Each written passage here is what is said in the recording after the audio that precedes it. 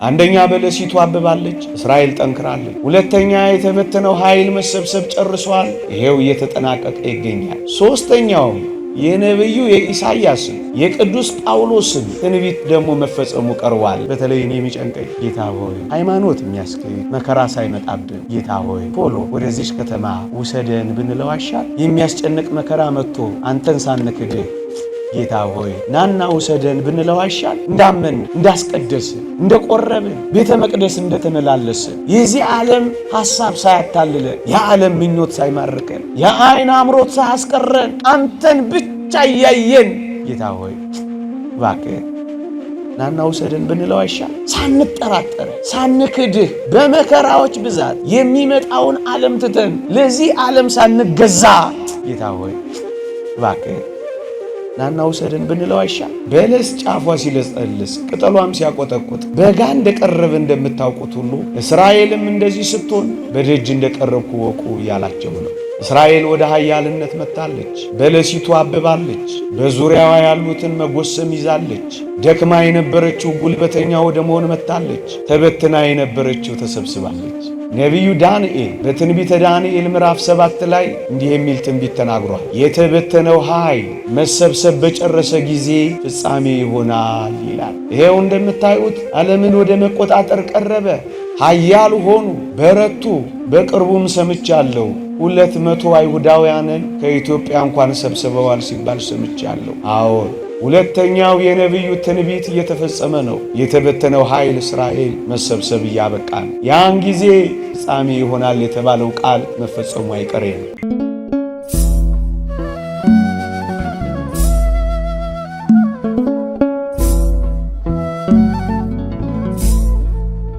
ክቡራን አበው ካህናት፣ ሊቃውንተ ቤተ ክርስቲያን፣ መምህራነ ወንጌል፣ ዘማሪያን፣ የተወደዳችሁ የልዑል እግዚአብሔር ቤተሰቦች፣ የእመቤታችን የቅድስት ድንግል ማርያም የአስራት ልጆች፣ የቅዱሳን ወዳጆች እንደምን ሰነበታችሁ? እንደምን አላችሁ? አሜን። በቸርነቱ የጠበቀን ባጸደ መቅደሱ የሰበሰበን ስሙን እንድንጠራ ቃሉንም እንድንሰማ የረዳን የአባቶቻችን አምላክ የእኛም አምላክ ልዑል እግዚአብሔር ዘላለማዊ ስሙ የተመሰገነ ይሁን። ለቀደምት አበው ለነቢያት፣ ለቅዱሳን ሐዋርያት፣ ለሐዋርያውያን አበው ለሊቃውንት የገለጸውን ጥበብና ምስጢር ለሁላችንም ይግለጽልን።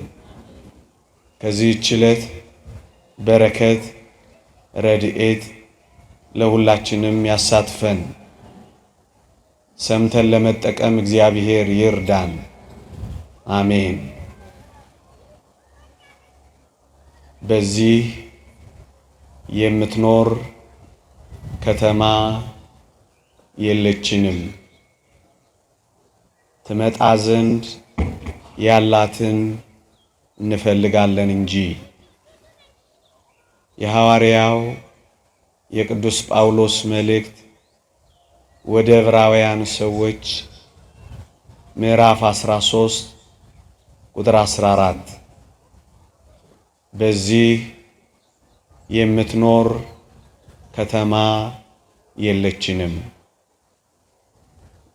በዚህ ኃይለ ቃል አቆያችኋለሁ። በዚህ የምትኖር ከተማ የለችንም። ለክርስቲያኖች እንድንሰማው ከሚገባው ነገር አንዱ በዚህ ዓለም በዚህ ምድር የምንናፍቃት ሌላ ከተማ እንደሌለችን ይልቁንም ግን በተስፋ የምንጠብቃት ልባችን የሚናፍቃት በዚያ ለዘላለም እንድንኖር የምንጠብቃት ሌላ የተስፋ አገር፣ ሌላ የተስፋ ከተማ፣ ሌላ የተስፋ ሕይወት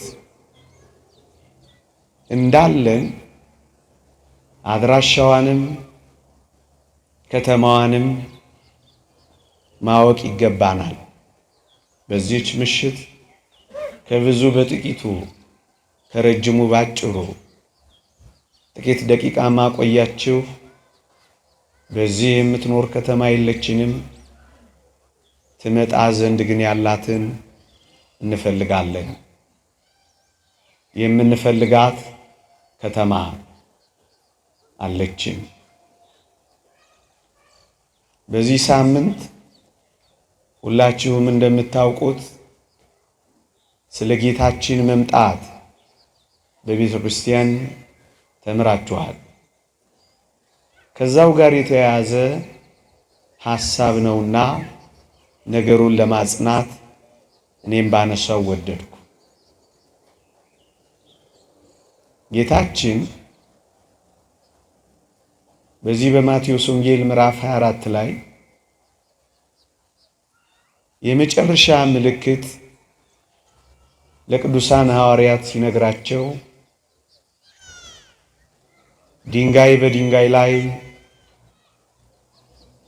ሳይፈርስ ሳይወድቅ አይቀርም ነው ያላቸው።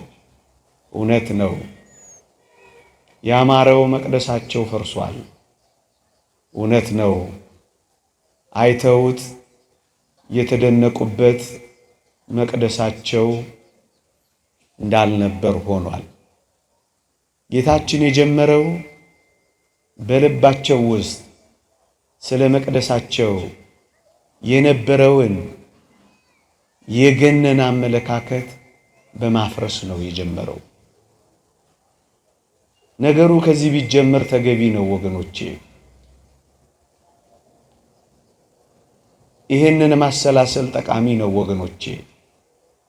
የምንመካባቸው ነገሮች ይፈርሳሉ። የተመረኮዝናቸው ነገሮች ይሰበራሉ።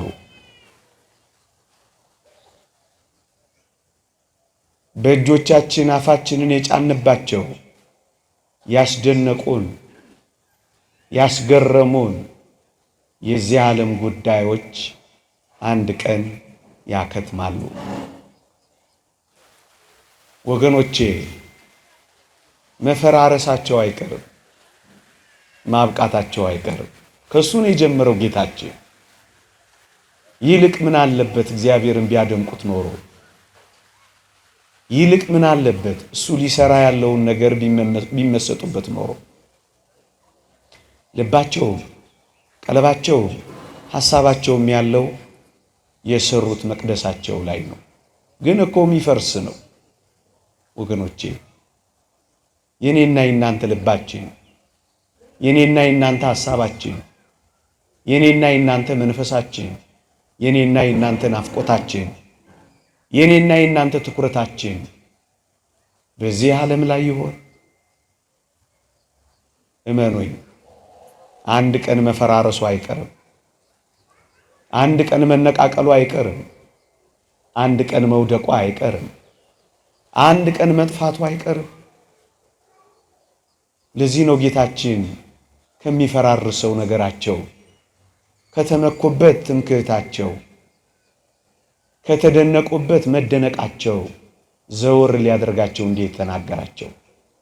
የተወደዳችሁ ኦርቶዶክሳውያን፣ በምድር የተደነቅንባቸው ደግሞም የተሸነፍንባቸው ደግሞም የተመካንባቸው ደግሞም እጅ የሰጠንባቸው የቱም ነገር አንድ ቀን ማብቃቱ አይቀር። ይልቁንስ በምድር ከተከልነው ልባችን በዚህ የምትኖር ከተማ የለችንም ብለን ትመጣ ዘንድ ወዳላት ወደ እግዚአብሔር ከተማ አይኖቻችን እንድናቀና ነው ይሄ ትምህርት የሚያስፈልገን። ጌታችን ስለ በለስ ምሳሌ ያነሳና አስተማራቸው። ጫፏ ሲለሰልስ ቅጠሏም ሲያቆጠቁጥ በጋ እንደቀረበ ታውቃላችሁ አላቸው። ይህቺ ማን ነበረች? ሊቃውንተ ቤተ ክርስቲያን ተርጉመውላቸዋል። በዕለተ ሰንበት እስራኤል ነበረች። ጌታችን ምን እያላቸው መሰላችሁ? እስራኤል ባበበች ጊዜ፣ እስራኤል ኃይል ባገኘች ጊዜ፣ እስራኤል ተደማጭ በሆነች ጊዜ በለስ የተባለችው እስራኤል ኃያል በሆነች ጊዜ በለስ ጫፏ ሲለሰልስ ቅጠሏም ሲያቆጠቁጥ በጋ እንደቀረበ እንደምታውቁት ሁሉ እስራኤልም እንደዚህ ስትሆን በደጅ እንደቀረብኩ ወቁ እያላቸው ነው። አዎ ክርስቲያኖች፣ እስራኤል ወደ ኃያልነት መጥታለች። በለሲቱ አብባለች። በዙሪያዋ ያሉትን መጎሰም ይዛለች። ደክማ የነበረችው ጉልበተኛ ወደ መሆን መጥታለች። ተበትና የነበረችው ተሰብስባለች። ነቢዩ ዳንኤል በትንቢተ ዳንኤል ምዕራፍ 7 ላይ እንዲህ የሚል ትንቢት ተናግሯል። የተበተነው ኃይል መሰብሰብ በጨረሰ ጊዜ ፍጻሜ ይሆናል ይላል። የተበተነው ኃይል እስራኤል መሰብሰብ እየጨረሰ ነው። ተበትኖ ነበር። በ1948 ተሰበሰበና መንግስት መሰረተ። ይሄው እንደምታዩት ዓለምን ወደ መቆጣጠር ቀረበ። ኃያል ሆኑ፣ በረቱ። በቅርቡም ሰምቻለሁ 200 አይሁዳውያንን ከኢትዮጵያ እንኳን ሰብስበዋል ሲባል ሰምቻለሁ። አዎ ሁለተኛው የነቢዩ ትንቢት እየተፈጸመ ነው። የተበተነው ኃይል እስራኤል መሰብሰብ እያበቃ ነው። ያን ጊዜ ፍጻሜ ይሆናል የተባለው ቃል መፈጸሙ አይቀሬ ነው። አንደኛ በለሲቱ አብባለች፣ እስራኤል ጠንክራለች። ሁለተኛ የተበተነው ኃይል መሰብሰብ ጨርሷል፣ ይሄው እየተጠናቀቀ ይገኛል። ሶስተኛውም የነቢዩ የኢሳይያስም የቅዱስ ጳውሎስም ትንቢት ደግሞ መፈጸሙ ቀርቧል። ምን የሚለው? ሮሜ መልእክት ምዕራፍ 9ን አንብቡት። ከእስራኤል ቅሬታዎች አንዳንዶቹ ይድናሉ የሚለው ቃል ወደ መፈጸም መጥቷል።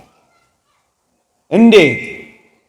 ከአይሁዳውያን አንዳንዶቹ መሲህ ኢየሱስ ክርስቶስ ተገልጦ ነበረ፣ እኛም ሰቅለነዋል፣ እኛም ገለነዋል እያሉ በኢየሱስ ክርስቶስ ከአይሁድ ቅሬታዎች በጣም ጥቂቶች ማመን ጀምረዋል። መሲሁ መጥቷል እያሉ መዘመር ቀጥለዋል። የነቢዩ የኢሳይያስም የቅዱስ ጳውሎስም የትንቢት መልእክታት ወደ መፈጸም ቀርበዋል። እንግዲያስ ቀኑ እንደቀረበ ያሳያል። የምንኖርባት ከተማ ልትጠቀለል እንዳለች በእርግጥ ያሳያል። ወገኖቼ ትምህርቴ ማስፈራራት አይደለም። ይልቁንም ይህችኛዋ ድንጋይ በድንጋይ ላይ የሚፈርስባት፣ አለቶች የሚሰነጠቁባት፣ በታላቅ ግርማው በሚያንቀጠቅጥ ሞገስ በነፋስ ኃይል የሚበትናት፣ በዚህ የምትኖር ለዘላለም የምትጸና ከተማ የለችንማ። እኛ ክርስቲያኖች የምንጣበቅባት፣ አንለቅሽም የማንላት፣ ልባችንን የምንተክልባት፣ ፍጹም ተስፋችን የምናረጋት፣ አንቺ ከሌለሽ አልኖርም የምንንባት በዚህ የምትኖር ከተማ የለችንም። እቺ ከተማ ወይም እቺን ዓለም ማለቴ ነው በጨለማው ዓለም ገዢ በዲያብሎስ እየተያዘች እንደሆነ ያስታውቃል። ሐዋርያው ቅዱስ ጳውሎስ የጨለማው ዓለም ገዢ ብሎታል። ዲያብሎስ በክፋት እየባሰች፣ በነገር እየጠቆረች፣ በመከራ እየወየበች በወንጀል እየጠለሸች ደግሞም እየከሰመች ናት ያለችው። ያቺ መኃልየ ሰሎሞን ላይ እንዳለችው እንደዚያች ሙሽሪት ትመስላለች። ፀሐይ መልኬን አጥቁሮታል አክስሎታልና አትዩኝ እንደምትለው እንደዛች ሙሽሪት ትመስላለች። ጠቁራለች፣ ጨልማለች፣ ብዙ ብርሃን የላትም፣ በጨለማ ትመላለሳለች።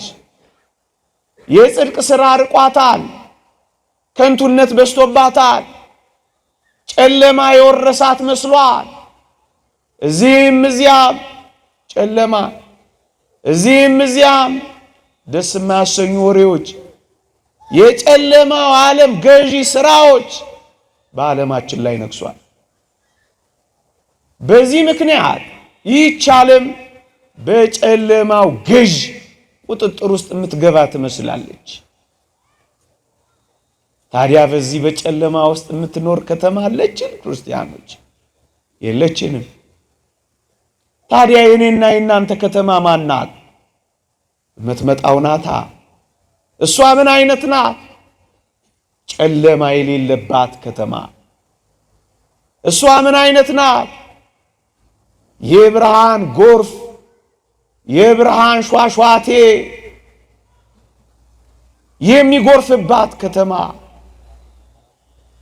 ብርሃን የሆነች ከተማ፣ የማያጥበረብር ብርሃን፣ የማያቃጥል ብርሃን፣ የማይበዘብዝ ብርሃን፣ የማያስጨንቅ ብርሃን፣ የብርሃን ከተማችን እሷን ነው የምንፈልገው። በዚህ ዓለም የምትኖር የጨለማ ከተማ የለችንም። እናስ የብርሃኗን ከተማ እንፈልጋለና። እሷ ማን ናት? የምትመጣው ሰማያዊት ኢየሩሳሌም ናት። ብርሃኗ ማን ነው? ቅዱስ ዮሐንስ በራእዩ አንድ አስደናቂ ነገር ይነግረናል። ምን ይላል? በጉ መብራቷ ስለሆነ ፀሐይና ጨረቃ ሊያበሩላት አያስፈልጋትም የሚላት ከተማ ናት። ነቢዩ ኢሳይያስም ተናግሮላታል። ፀሐይ በቀን አበራላትም፣ ጨረቃም በሌሊት አያስፈልጋትም፣ ከዋክብትም በሰሌዳዋ ላይ አይነጠፉላትም። በጉ ኢየሱስ ክርስቶስ መብራቷ የሆነላት ከተማ እሷን እንፈልጋታለን ይላል። ወጥቶ የማይጠልቅ ብርሃን ኢየሱስ ክርስቶስ፣ አብርቶ የማይጨልም ብርሃን ኢየሱስ ክርስቶስ፣ ነግቶ የማይጠልቅ ብርሃን ኢየሱስ ክርስቶስ፣ ወጥቶ የማይበዘብዝ የማያጥበረብር ብርሃን ኢየሱስ ክርስቶስ መብራቷ የሆነላትን ከተማ አትናፍቋት? ምን አይነት ትሆን እቺ ከተማ? አምላኳ መብራቷ የሆነላትን ከተማ ማየት አትፈልጉ? ብዙ የብርሃን ከተሞች የሚባሉ የዓለማችን ከተሞች አሉ። ከ5 ዓመት በኋላ ዓለማችን ውብ ከተሞች ይሆናሉ ተብላ መከራዋን እየበላች ነው። ታላላቅ ስማርት ሲቲዎች ዓለም እየገነባች ነው። በጣም ብዙ በብርሃን የተጥለቀለቁ ከተሞችን በዓለማችን ላይ ያየን ነው። እሰየው ይሁን። እኛ ግን አሁን ያልኳችሁን ፀሐይና ጨረቃ የማያበሩላትን ከተማ እንፈልጋለን። ብርሃን የሞላላትን ከተማ እንፈልጋለን። ለብርሃኗ የውሃ ኃይል የማያስፈልጋት፣ ለብርሃኗ የንፋስ ኃይል የማያስፈልጋት፣ ለብርሃኗ የኤሌክትሪክ ኃይል የማያስፈልጋት፣ ለብርሃኗ የዚህ ምድር ሀብት የማያስፈልጋት፣ ያን ብርሃናችንን አምላካችንን የምናይበት ልዩ የብርሃን ከተማ እንዳለችን ታውቃላችሁ። በዚህ የምትኖር ከተማ የለችንም። ትመጣ ዘንድ ያላትን የብርሃን ከተማ ግን እንፈልጋለን ክርስቲያኖች። አሁንም በዚች በጨለማው ዓለም ተጣብቀን ይሆን? ጊዜያዊ አታላይ የሆነው ብርሃኗ አሳስቶን ይሆን? አይደለም። ሌላ የብርሃን ከተማ አለችን። እሷን ከተማ እንፈልጋታለን። መጨለምና መንጋት የሌለባት ከተማ ምን አይነት ከተማ ብትሆን ነው ወገኖቼ? እቺን ከተማ ክርስቲያኖች አገራችን፣ አድራሻችን፣ ቦታችን ይቺ ከተማ ናት ወገኖቼ። ከሰማችኋቸው፣ በመጽሔት ካያችኋቸው፣ በፊልም ከተረዳችኋቸው ካስደናቂ የዓለማችን ከተሞች ጋር አይን አይቷት፣ ጆሮ ሰምቷት፣ ቅኔ ተቀኝቷት፣ ብዕር ቃኝቷት፣ ልብ አስቧት የማያውቅ ልዩ ከተማ ለእኔና ለእናንተ ተዘጋጅታለች። እኔ ልገልጻት አልችልም፣ መጽሐፍም ያቅተዋል። ግን ቃል ገብቶልናል። የብርሃን ከተማ አለች። እሷን ከተማ ትፈልጋላችሁ? ወደዚች ከተማ ጉዞ ጀምረናል። ይህቺን ከተማ መናፈቅ ይዘናል። የጨለማው ከተማ ሳይሆን የብርሃን ከተማ ለብርሃን ልጆች ለክርስቲያኖች ያስፈልጋሉ። የብርሃን ልጆች የሚገቡባት የብርሃን ከተማ ይህቺ ናት ከተማችን። ክርስቲያኖች ጨለማ ከተማ የለችን። በክፉ የተያዘች ከተማ አትኖረንም። አንድ ቀን ትተናት መሄዳችን አይቀሬ ነውና ይልቅ ልባችን፣ ይልቅ ሕሊናችን፣ ይልቅ ተስፋችን፣ ይልቅ ትልማችን፣ ይልቅ ርያችን ወደዚህች የብርሃን ከተማ የምንጓዝ ሊሆን ይገባል። የተወደዳችሁ ኦርቶዶክሳውያን ድንጋይ የተካበችውን ብሎኬት የከበባትን ይህቺ በድንጋይ ላይ የተካበች ይህቺ ከተማ አስደንቃችሁ ይህቺን የሰማይ መንገድ ጉዞ ትመጣ ዘንድ ያላትን ረስታችኋት ከሆነ ማስታወስ እኮ ፈልጌ ነው ወገኖቼ። ድንጋይ የተካበባት ከተማ አይደለም አሁንም ነግራችሁ። ብሎኬት የታጠረባት ከተማ አይደለም አሁንም ማወራላችሁ። እብነ በረድ የተደረደረባት ከተማ አይደለም ማወራላችሁ። ጥርብ ድንጋይ የተካበባት ከተማ አይደለም ምናውጅላችሁ።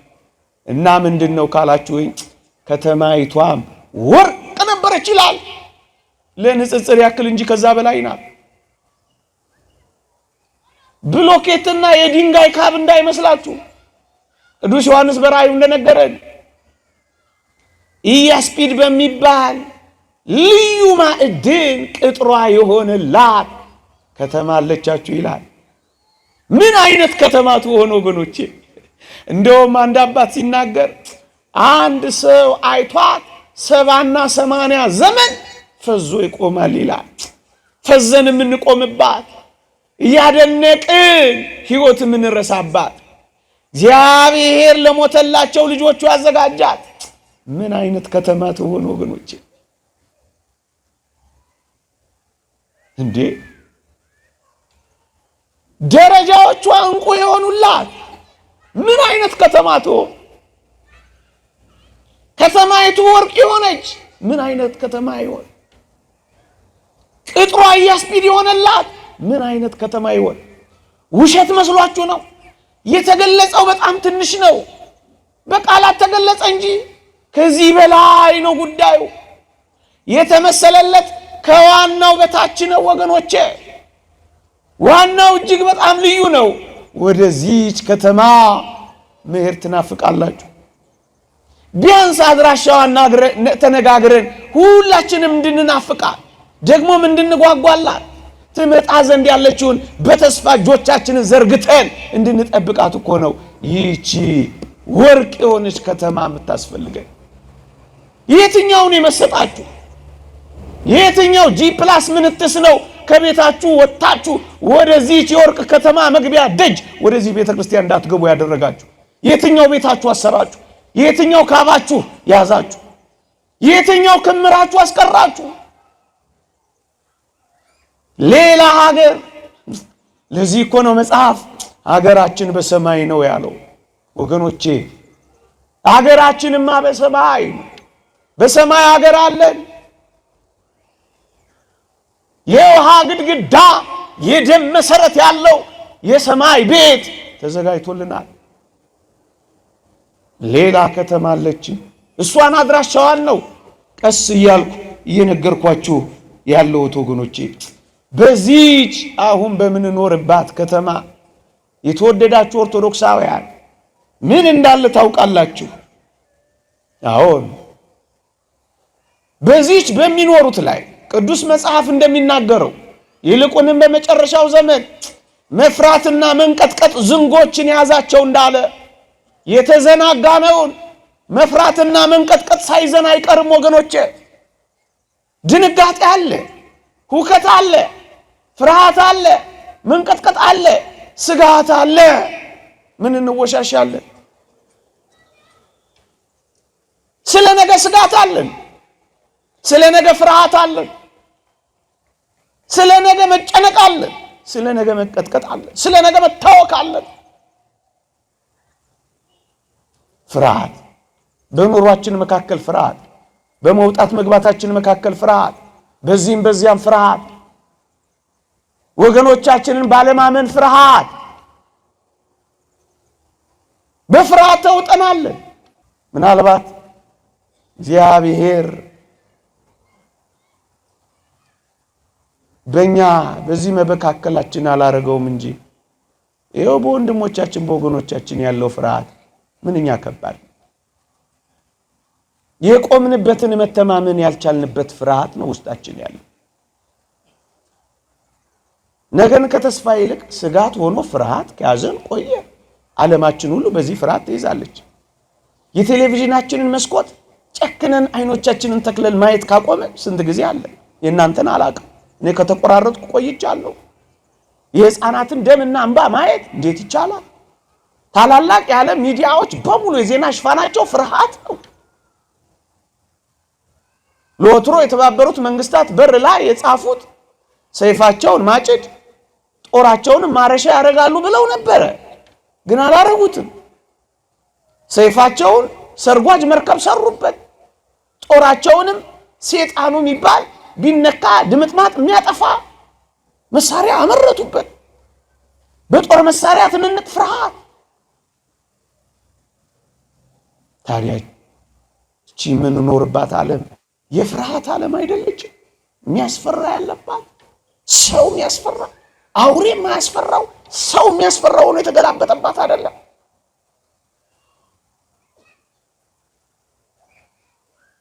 በዚህ የምትኖር ከተማ የለችንም። በዚያችኛዋስ ተስፋ በምናደርጋት ክርስቲያኖች በምንጠብቃት በዚያች በምትመጣው በምንፈልጋት ከተማችን እስካላችሁ ወይ ነብዩ እንዲህ ብሎ ይናገራል። በዚያ የሚያስፈራው የለም ይላል። ይህ ምንኛ ደስ ያሰኛል። በፍርሃት ማንኖርባትን ከተማ እንናፍቃለን። የእናንተን አላውቅም። ስጋት የሌለባትን ዓለም እናፍቃለሁ።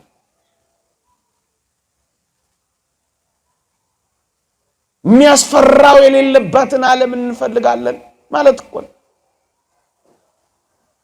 እንዴ! ነብዩ ኢሳይያስም ተናግሮላታል እኮ። ምን አይነት ፍርሃት! የሚናጠቅ አውሬ የሌለባት ከተማ። በዚህች ከተማን እንፈልጋለን። ምን የሌለባት?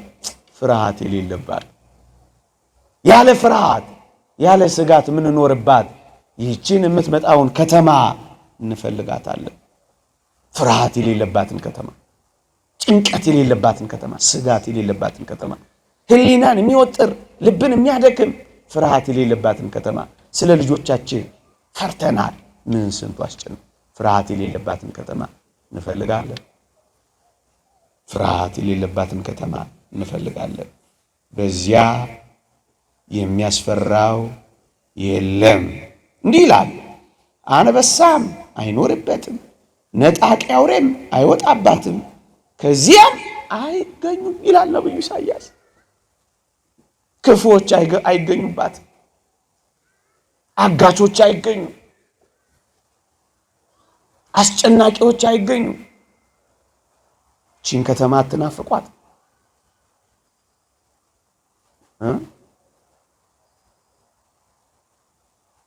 ምናልባት በዓለማችን ላይ ያሉ የሚጠሩ በአፍሪካም ያሉ አሸባሪዎች ማይገቡባት ከተማ አትናፍቃችሁ? የመሳሪያ ድምጽ የማትሰሙባት፣ ኒኩለር ማብላያ የሌለባት ምን አይነት ከተማ ናት እቺ ከተማ? ሰላም ብቻ የሚጎርፍባት ከተማ፣ ምን የሌለባት፣ ሴራ የሌለባት ከተማ፣ የሰላም ከተማ አላፈቃችሁ? ሰላም አራባችሁ? ይህቺ ከተማ ከሰላሟ ጋር፣ ይህቺ ከተማ የሚያስፈራው ከሌለበት ደስ የሚያሰኙት ጋር፣ ይህቺ ከተማ ከወርቅ ከእንቁ ከያስጲድ ቅጥሮቿ ጋር፣ ይህቺ ከተማ ከብርሃን ጎርፏ ጋር ለኔና ለእናንተ ተዘጋጅታለች።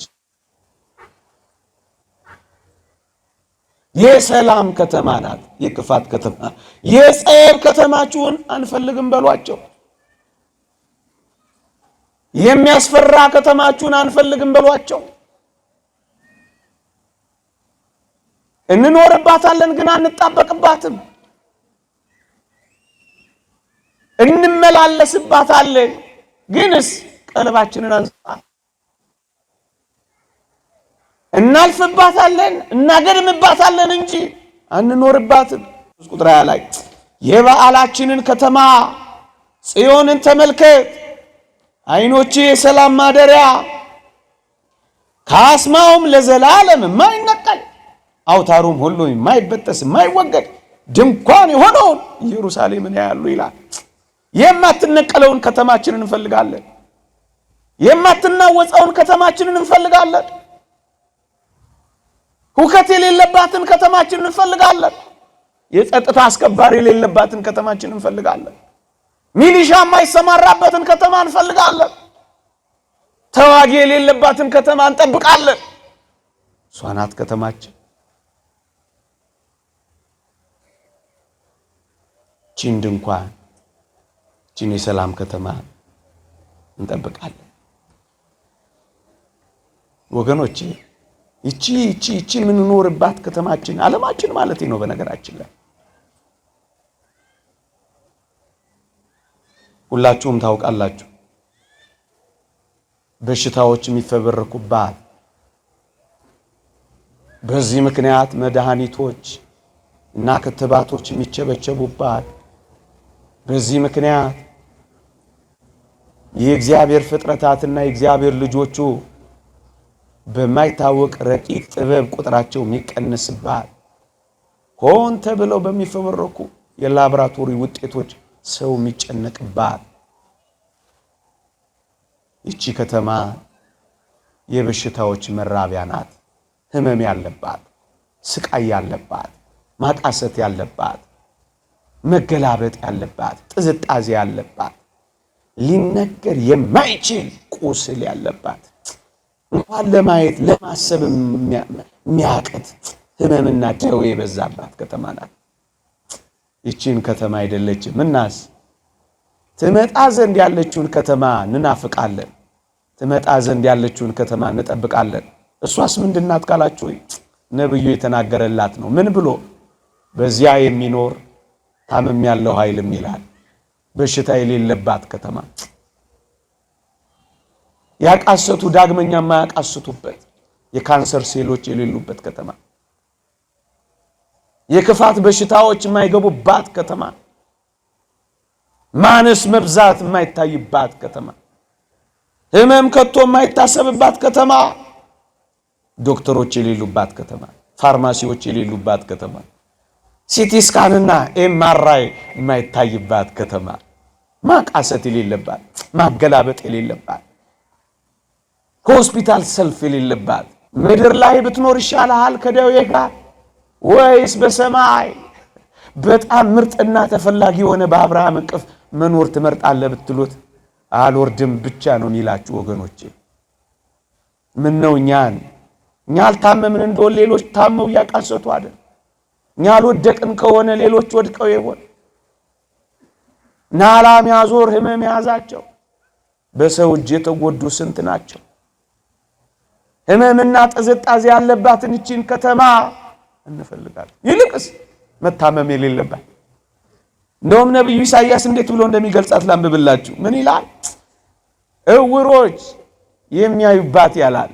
የእውሮች አይን የሚያይባት፣ የደንቆሮ ጆሮ የሚሰማባት፣ ድዳ ምላስ የሚዘምርባት፣ አንካሳ እንደሚዳቋ የሚዘልባት ምን አይነት ከተማ ናት? ጉድለት የሌለባት በሙላት ብቻ የተሞላች ይህቺን ከተማ አትናፍቋት? ይህቺን ከተማ መኖር አትፈልጉም ክርስቲያኖች? ወደዚች ከተማ ወደ ብርሃን ከተማ እንቁና ወርቅ ወደ ሆነች ከተማ የሰላም ማደሪያ ህመም የሌለባት ከተማ የሚያስፈራ የሌለባት ከተማ አትጨክኑ፣ አትዘጋጁ። ልትመጣ እኮ ብዙ የቀራት እንዳይመስላችሁ። ሊመጣ ያለውም ይመጣል አይዘገይም ተብሎ ተጽፏል። ቅድም ካልኳችሁ ምልክቶች ሌላ በግልጽ በቅዱሳት መጻሕፍት የተጻፉት ቀስ እያሉ መፈጸም ጀምረዋል። ብዙ የሚቀር አይመስልም ወገኖቼ። አሁን ልባችንን፣ ሐሳባችንን፣ መንፈሳችንን ሰብስበን እንዲህ ወዳለችው ከተማ ጉዞ መጀመር የለብን? ከተማይቷን እኮ ነው ማስተዋወቃችሁ። ምናልባት ከናፈቅናል። ስለ አሜሪካ በጣም እየተወራ በጣም ነው ልለናል። ሁሉ ጊዜ እንደምንናገረው አንዳንዶቻችን ኢትዮጵያ ውስጥ ሰው ሆኖ ከመኖር ይልቅ ዋይት ሃውስ ውስጥ ሳር ሆኖ መብቀል ተሽሎናል። ምክንያቱም ወሬው በስቷል። መረጃችን ስለ አሜሪካንና ስለ ዱባይ እንጂ መሆን አቅቶታል። ልባችን የማይናፍቃት፣ ህሊናችን የማይመኛት፣ አይናችን ለያት የማይጓጓው የመረጃ እጥረት ከሆነ እስኪ እናስተዋውቃችሁ እኮ ብለን ነው። በዚህ የምትኖር ከተማ ማይመችንም ትመጣ ዘንድ ያላትን እንፈልጋለን፣ እሷን እንጠብቃለን። አሁን የምትኖሩት እኮ ለሷ፣ ብርድ የምትመቱት እኮ ለሷ። ከሁሉ በላይ መንግስተ ሰማያት ከተባለ ከተወደደ ጌታችን ጋር አብረን የምንኖርባት ከተማ፣ ተድላ ደስታችን ከሆነው ፊቱን ከማየት ጋር የምንኖርባት ከተማ ምን ብሎ ቃላት ይገልጸዋል ይሄን ወገኖቼ? ለዚህ እኮ ነው ያ ቅዱስ ሰው አንተን ማየት ተለል ያደርገኛል፣ ፍቅርህን ማሰብ ይነደኛል፣ አንተን መዘከር ያቃጥለኛል፣ እንደውም ይሄንን ባሰብኩ ጊዜ ብሬን ስበራት ይለኛል ይላል ማር ይስሐቅ። ምን ቃላት ይገልጸዋል? ወደዚህች ከተማ ጉዞ ጀምረናል። እውነት ትፈልጓታላችሁ ነው? ከዚህች ዓለም ጋር ተጣብቀናል። ሌላ ከተማ አለች። እቺ የምንኖርባት ከተማና ዓለም አሁን የሐዘን ከተማ ናት። ሙሉ ለሙሉ ከሰማናትና ካየናት ልብ የምታደማ ናት። እንደ ሰው የሰው ነገር የሚገባል ስለ ሰው ግድ የሚሰጠን ከሆነ ምን ነው በሄርኩ የምታሰኝናል።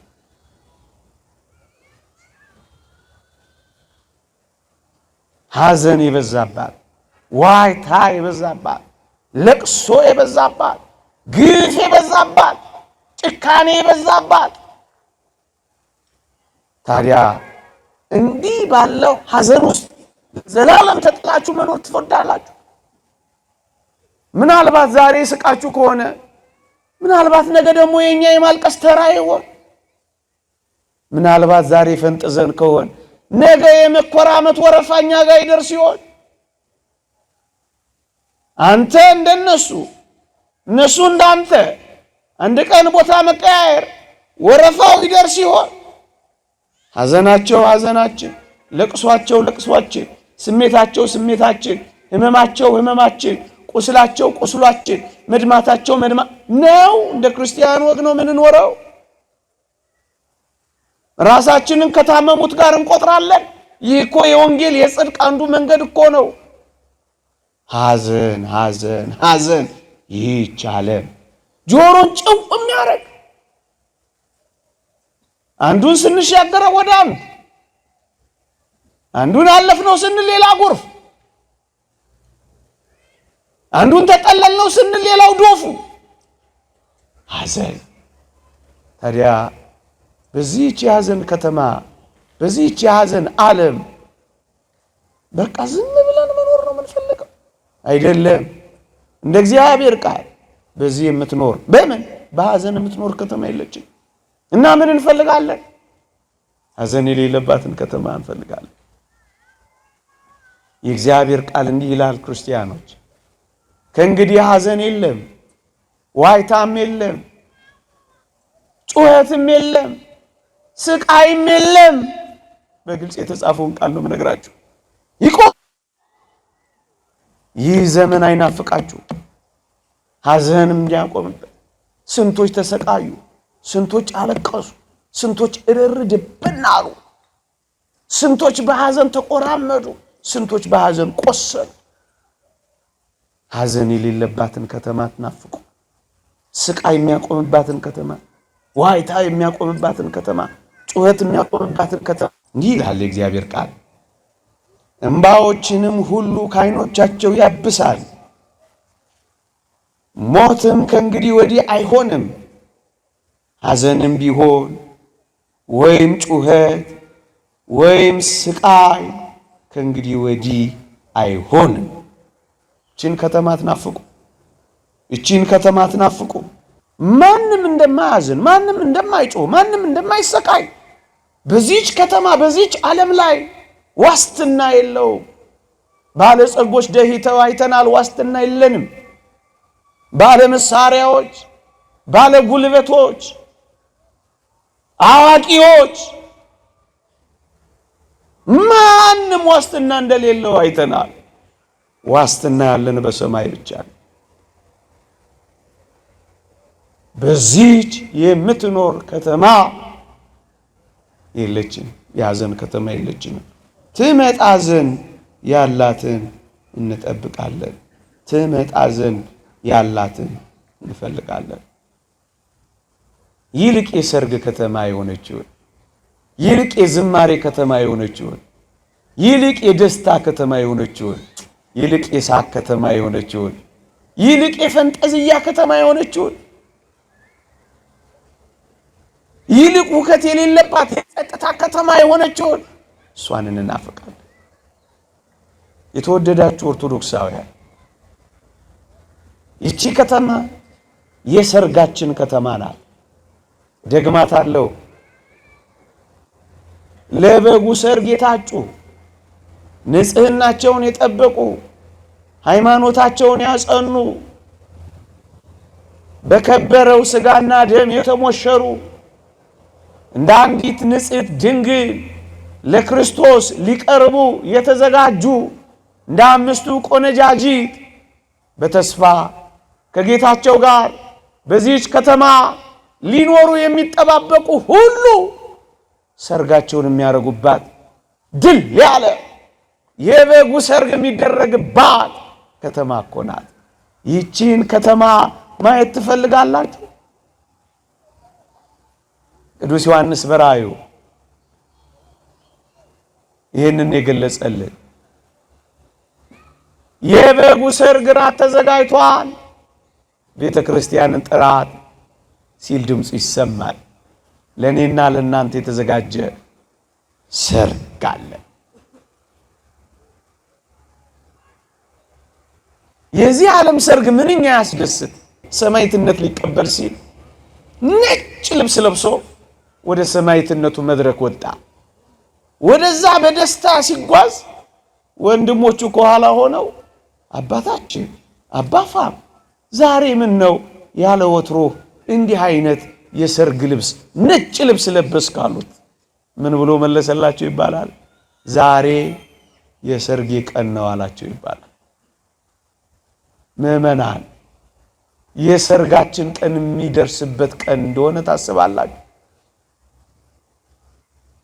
ዕለተ ምጽአት የክርስቶስ ወደኛ መምጣት ብቻ አይደለም፣ እኛም ወደ ክርስቶስ የምንሄድበት የሞታችን መንገድ ዕለተ ምጽአታችን እኮ ነው። የሰርጋችን ቀን ማለት እኮ እሱ ነው። እዚህ ሰርግ ላይ አለመገኘት አያሳዝንም ወገኖች? እንዲህ ተሰብስበን ከዚህ ሰርግ ብንርቅ አያሳዝንም? እንደዚህ ነጭ ለብሰን አምሮብን እዚህ ያለውን ነጭ ልብስ ሳንለብስ ብንቀር አያሳዝንም? እንደዚህ ጮሄ አላሳዝንም? እንደዚህ ብርድ መቷችሁ አፋችሁን ኮቸችላ እስኪመስል እንደዚህ ተረባችሁ መሯችሁ ምሬት ተሰምቷችሁ ጾማችሁ ጠባለ ኪዳን መሸለ ቁርባን ገስግሳችሁ ዶፍ ጎርፍ እየወረደባችሁ ከዚህ ሰርግ መቅረት አያሳዝንም? ጎበዝ የሰርግ ዕለት ይላል። ይሄ ነው፣ ሌላ እንዳይመስል። አዎ የሰርግ ከተማ አለች የምንፈልጋት። እዚህ ያለ መድረስ ነው መዘጋጀት። እዚህ ካለው መጣበቃችን ቀስ ብለን ፈቀቅ ነው ማለት ያለብን ወገኖች። እስኪ በዚህ የሰርግ ቀን በትንሣኤ ተነስታችሁ አብራችሁ መኖር የምትፈልጉ እስኪ እጃችሁን አውጡልኝ። ይሄ መብራት እያበራብኝ ነው፣ እናንተን ለማየት አልችልም፣ እግዚአብሔር ያያችሁ እንጂ። እሺ አውርዱ። ተነስታችሁ ከክርስቶስ ጋር በዚያ ሰርግ መገኘት ትፈልጋላችሁ አይደል? ድምፅ የለም ነው አይደል? እንደምትሉ አስባለሁ። እሺ መሞት የምትፈልጉ ደግሞ እስኪ እጃችሁን አውጡ። እንዴ በምን በኩል ልትነሱ ነው እናንተ? ብልጣ ብልጥ ልትሆኑ ነው እንዴ? የሰርጋችን ቀን የሚሆነው በዚህ በኩል እኮ ነው። እውነት አሰብ እስኪ ልጠይቃችሁ። ድምፅ ይሰማችኋል ግን መጨረሻ እስኪ ልጠይቃችሁ። በዚህ ቻውን ባልኳችሁና በገለጽኩላችሁ ከተሞች እና እኔ መግለጽ በማልችለው እና እኔ ባልደረስኩበት ህይወት ያሉ ደጋግ ቅዱሳን፣ ደጋግ ንጹሃን፣ ደጋግ ጻድቃን፣ ደጋግ መስተጋድላን፣ ደጋግ ሰማዕታትን ኑ ወደዚች ምድርና ከተማ ብትሏቸው ይመጣሉ አይመጡ? ምን አላችሁ? ለምን ይመጣሉ? አንተ ሂድ እንጂ ለምን ይመጣሉ እነሱ? እውነት አስብ። በእውነት እንደማይመጡ እርግጠኛ ነን አይደለንም? አሁን ከሲኦል አንድ ሰው ጋብዤ እንደው እዚህ አንድ መልእክት አስተላልፍ ብለው ምን የሚናገር ይመስላችኋል? ከሲኦል ምን ይመስላል? እኔም እንደናንተ ነበርኩ ይላል አይልም? ቁጭ ብዬ ማር ነበር ይላል አይልም? ይላል። ግን አደራችሁን ወደ እኔ እንዳትመጡ ይላል አይልም? አይ ወደ ሲኦል እንዳትመጡ እኮ ይላል አይልም? እና እዚህ መኖር ነው የምትፈልጉት? እዚህ መረሳት ነው የምትፈልጉት? ተወደዳችሁ ኦርቶዶክሳውያን፣ በዚያች በሰማይ ከተማ አለች። ወደዚያች ከተማ ከዚች ቅጽበት ጀምሮ ህሊናችን እያሰባት ልባችን እያመላለሳት ጭክን ብለን እቺን የምንኖርባትን ዓለም እንጣበቅባት። እስኪ አንድ ምሳሌ ልመስልና ነገር ይላብቀ። አንድ ሰው በሚያልፍባት ግን በማይኖርባት ከተማ፣ ልብ በሉ፣ በሚያልፍባት ግን በማይኖርባት ከተማ፣ እንኳን በማይኖርባት በማያድርባት ከተማ ቤት ቢሰራ፣ ካርታ ቢመራ፣ ህንፃ ቢገነባ ይሄ ሰውዬ አትራፊ ነው አክሳሪ ነው? አይደለም? እንደዚያ እኮ ነው። በማንኖርባት ግን አላፊና አግዳሚ በሆንባት በዚህች ዓለም ዋናውን ህይወታችንን፣ ቅድስናችንን፣ ዋናውን ህይወታችንን፣ ንጽህናችንን፣ ዋናውን ህይወታችንን፣ እግዚአብሔርን መፍራታችንን አንጠፍጥፈን ለዚህች ዓለም ከሸጥንላት አባካኞች ነው ምን ሆነው መንገድ አላፊዎች ብቻ ነን። ምንድነው? አላፊዎች ብቻ ነን። እንጣበቅባት። የምር ልባችንን ማሳባችንን ማንስጣት። እንደ መንገደኛ፣ እንደ አላፊ፣ ደግሞም እንደ ስደተኛ ራሳችንን አለማምደን እንቁጠራት። አታማችሁም። እንደዛ ካሰባችሁ የምታጡት ነገር ካለ አያማችሁ። ስለ ገንዘብም በዚህ ዓለም ስላለውም ዝናና ውዳሴ፣ ስለ ስልጣንም ወይም ስለ ማግኘት በጣም በትኩረት የምትጨነቁ ከሆነ ትታመማላችሁ። አላፊና አግዳሚ ብቻ እንደሆናችሁ ካሰባችሁ ግን አትታመሙ። ምክንያቱም የተስፋ ከተማ እንዳላችሁ ታስባላችሁ። እንደውም በዚያ በመነኮሳት ታሪክ እንደተነገረው አንድ ቱሪስት ነው አሉ። አንድ ገዳም ሊጎበኝ ይሄዳል አሉ። ገዳሙን በዓታቸውን እየጎበኘ አንድ መነኮስ በዓት ውስጥ ይገባል።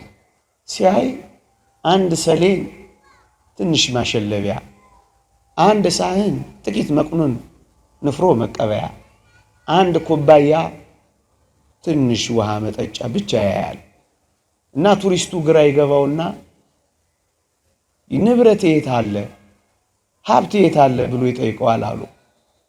ያ መነኮስ አየት አደረገውና ቱሪስቱን ጌታው አቤት፣ የእርሶ ሀብት የእርሶ ንብረት የት አለ ብሎ ይጠይቀዋል። ቱሪስቱ እኔ እኮ እዚህ እናንተ ገዳም ቱሪስት ብቻ ነኝ ይላቸዋል። እሳቸው ምን አሉ? ልጄ ሆይ ልክ እንዳንተ እኔም እዚህ ዓለም ላይ እኮ ምንድነው ቱሪስት ብቻ ነኝ። ስለዚህ ብዙ መሰብሰብ አይገባኝም። ቱሪስት ብቻ ነኝ እና እንዲህ ብንለው አይሻልም? በተለይ እኔ የሚጨንቀኝ ጌታ ሆይ ሃይማኖት የሚያስኬድ መከራ ሳይመጣብን ጌታ ሆይ ቶሎ ወደዚህ ከተማ ውሰደን ብንለው አይሻል? ይሻላል አይሻል? አዎ የሚያስጨንቅ መከራ መጥቶ አንተን ሳንክድህ ጌታ ሆይ ናና ውሰደን ብንለው አይሻል? እንዳመን እንዳስቀደስን እንደቆረብን ቤተ መቅደስ እንደተመላለስን የዚህ ዓለም ሐሳብ ሳያታልለን የዓለም ምኞት ሳይማርከን የዓይን አምሮት ሳያስቀረን አንተን ብቻ እያየን ጌታ ሆይ እባክህ ናና ውሰደን ብንለው አይሻል? ሳንጠራጠር ሳንክድህ በመከራዎች ብዛት የሚመጣውን ዓለም ትተን ለዚህ ዓለም ሳንገዛ እባክህ ጌታ ሆይ እንደተገዛንለት ብንሞት እንደፈራነው ብንሞት ናና ውሰደን።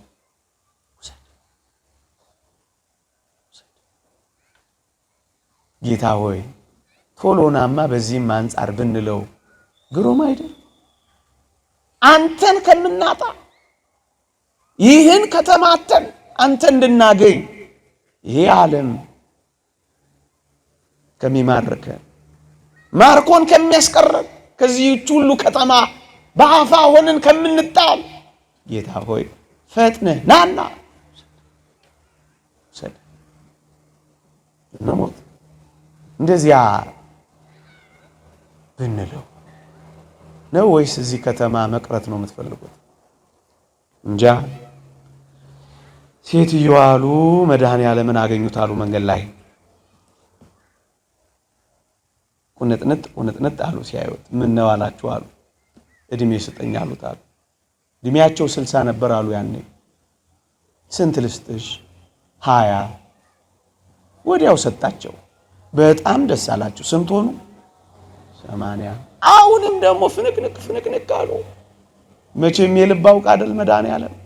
ምን ነው ደው ጌታ ሆይ በነካጅህ ምን አለበት ደግመኝ። ስንት? 20። እሳቸውም ያለ 20 ያውቁ መሰለኝ። ጌታችን ጨመረላቸው። ስንት? 100። አሁንም በቃ ብክን አሉ ልባቸው። እኔ ደግሞ እንደው ቁጥር አላቅም አሉ። እንደ ተስፋዬ ካሳ ነው መሰለኝ። አሁንም ሲጨነቁ ሲያያቸው ምን ነው አላቸው መድኃኔዓለም። ጌታ ሆይ አቤት እንደው ይሄንን ሰተኛል። አዎ ምን ነው ምን አለኝ እኔን ግን እርስት ብታረገኝ እዚህ ብትረሳ። ብትረሱ ትፈልጋላችሁ ወይስ ብትሄዱ? አልወስዳችሁም፣ አይዟችሁ። በዚህ የምትኖር ከተማ የለችንም። ትመጣ ዘንድ ያላትን በሉልኝ። አትፈልጓትም? በልቦናችን ይሳለብን። አሜን። ይቆያል።